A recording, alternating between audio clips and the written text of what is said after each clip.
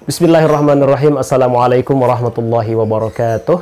Hamdan wa syukran lillah, salatan wa salaman ala rasulillah wa ala alihi wa ashabihi wa mawalah. La hawla wa la quwwata illa billah, amma ba'd. Allahumma fasalli wa sallim ala sayyidina Muhammad wa ala ali sayyidina Muhammad. Sahabat subscriberku yang dimuliakan Allah subhanahu wa ta'ala, hari ini Kementerian Agama melalui Menteri Agama Bapak Fahrul Raji mengumumkan bahwa Indonesia secara resmi tidak akan memberangkatkan jemaah haji tahun 2020 atau 1441 Hijriah ke Tanah Suci.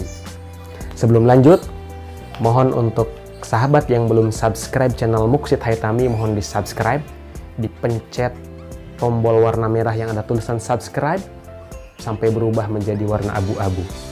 Baik, sahabatku sekalian, hari ini Menteri Agama Bapak Fahrul Raji secara resmi mengumumkan melalui media pers bahwa Indonesia tidak akan memberangkatkan jemaah haji tahun ini. Ini tentu kabar yang bisa dibilang mengecewakan bagi para calon jemaah haji, tetapi di sisi lain juga ada positifnya. Kenapa? Karena kondisi dunia sedang sakit, ya. Tidak terkecuali Arab Saudi dan Indonesia. Maka saya mengambil setidaknya ada 3 alasan kenapa kemudian Kementerian Agama memutuskan tidak memberangkatkan jemaah haji tahun ini. Pertama, karena Arab Saudi belum juga memberikan keputusan atau kepastian soal haji tahun ini, tahun 1441 Hijriah. Yang kedua, karena belum ada keputusan dari Arab Saudi soal haji ini, maka waktu untuk persiapan pelaksanaan haji ini mepet.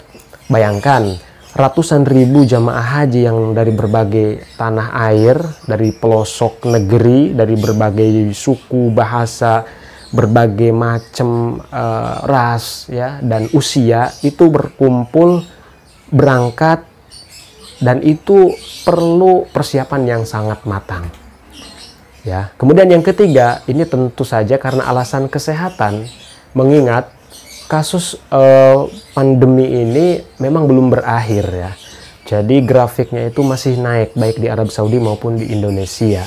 Oleh karena itu, demi keselamatan seluruh rakyat Indonesia, terutama calon-calon Pak Haji, Bu Haji, maka haji tahun ini kemudian dihentikan atau tidak diselenggarakan. Indonesia, ya. Yang kedua, kita baru saja dapat kabar gembira bahwa Masjid Nabawi kemudian dibuka kemarin untuk umum.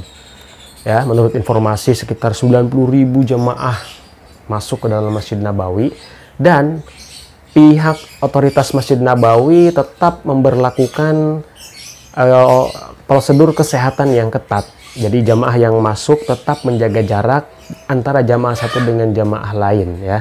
Jadi jarak sekitar 1 meter, dan kita lihat jamaah di Masjid Nabawi, karpet-karpet yang biasa digelar itu untuk jamaah, kemudian itu digulung dan jamaah membawa sejadah secara mandiri.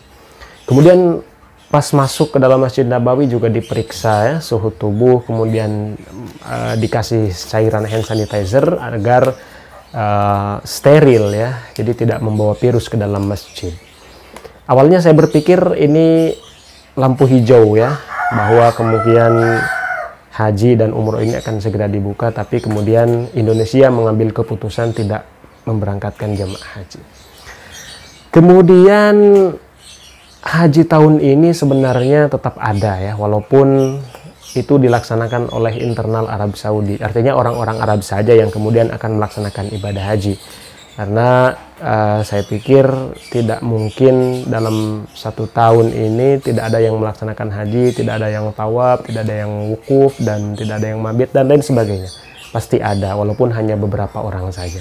Seperti yang kita ketahui bahwa di Masjidil Haram, Masjid Nabawi, sesepi apapun, ya, pemberitaan memberitakan sepi dan lain sebagainya, tetap ada yang melaksanakan ibadah di dalamnya.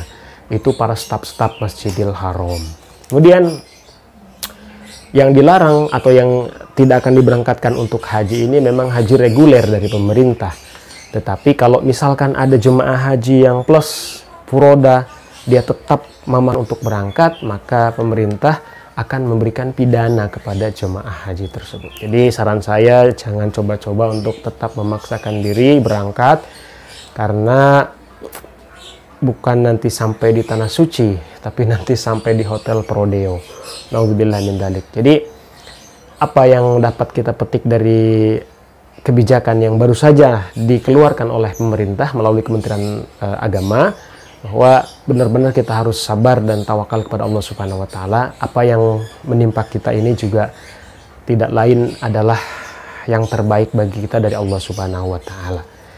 Ya, kemudian bagaimana nanti tahun depan, apakah haji akan menumpuk? Tidak ya. Jadi karena tahun ini tiada, berarti nanti antrian untuk haji paling bergeser menjadi mundur 1 tahun. Artinya yang dapat jadwal haji 2021 kemudian dia berubah menjadi 2002 dan seterusnya. Seperti itu barangkali. Yang kemungkinan akan numpuk adalah di umroh. Ya, kalau misalkan umroh dibuka tahun 1442 Hijriah musim depan, maka kemungkinan akan banyak sekali orang yang melaksanakan ibadah umroh, lebih-lebih dari Ramadan dan lebih-lebih dari bulan Desember yang katanya peak season. Kita lihat saja bagaimana nanti kelanjutannya. Tetap simak video-video Muksid Haitami yang akan selalu mengabarkan seputar haji, umroh, dan seputar Makkah, Madinah. Terima kasih sudah menonton, mudah-mudahan bermanfaat. Wallahul muwaffiq ila aqwamit thoriq. Wassalamualaikum warahmatullahi wabarakatuh.